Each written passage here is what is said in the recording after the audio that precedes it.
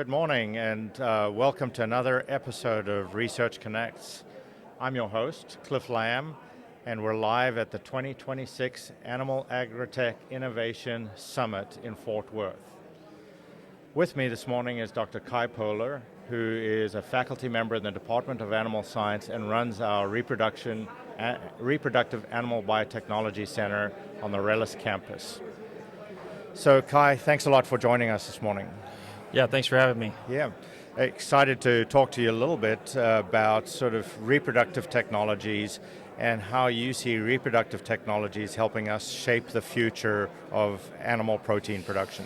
Yeah, I think if you look at reproductive technologies as a whole and you sort of look at the importance of where we are in an industry with sort of record high beef prices or protein prices in general, as you start to look at it, I mean, one of the things that is really critical now is every sort of reproductive infertility or reproductive inefficiency we have, there's a lot of cost associated with that. So as you look into the technology space, one of the things that we're really sort of interested in is how do you increase reproductive efficiency of our herds overall?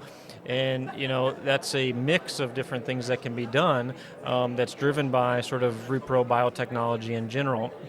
And so as you look at some of those factors, I think that one of the things that we're seeing more and more common is not sort of treating every individual farm the same, every approach, et cetera. We're seeing more tailored-based approaches to maximize reproductive efficiency on individual farms and tailoring that, including sort of point-of-care diagnostics, point-of-care treatment for those animals to get them pregnant as quickly as possible. And that all comes sort of by blending different technologies and different sort of scientific capabilities that we have and incorporating that with other sort of technologies that are out there from a genomics point of view, et cetera.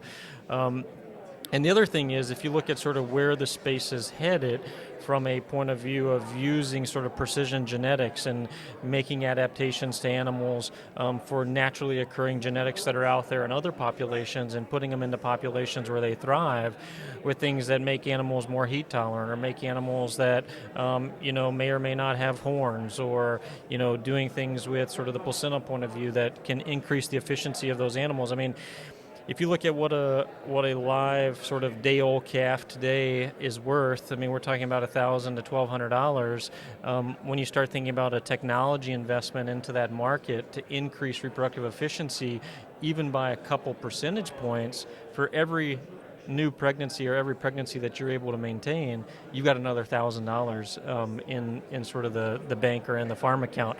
So, I always like to say, if you think about sustainability, we focus on sustainability from a greenhouse gas point of view, from a different sort of climate point of view. But when you look at it, sustainability is really dictated by the ability of animals to reproduce in the climates that they're in.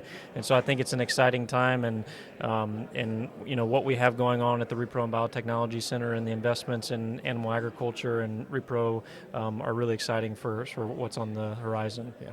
Great, thanks a lot. So tell me a little bit about the Reproduction and Biotechnology Center, right? It's a new facility that just opened last year. Tell us what the capabilities are and how that's going to change the work that you all do. Yeah, so the Repro and Biotechnology Center opened a year ago, is a fully encompassing, all under one roof repro biotechnology space that includes everything from training spaces to train the next generation of scientists, producers, et cetera, to utilize the technology.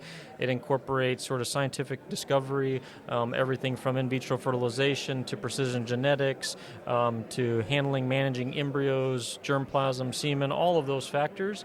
And then it also has a unique situation where we're able to bring together public and private partnerships and also house commercial companies in that space, all under one roof. We have both animal spaces, we have lab spaces, we also have meeting rooms, et cetera. So really, really exciting, and I think that the focus as we sort of conceptualize the idea was to have it all under one roof, but be really focused and focus in the areas that we're good at, and that's in both small and large ruminants, so cattle, sheep, and goats, and really a large part of the agriculture in Texas as we look at it. That sounds great. Well, thanks a lot for joining us. That's going to be a wrap on this episode of Research Connects. I want to thank Kai for taking the time to visit with us and for stopping by, and thank you all for joining us.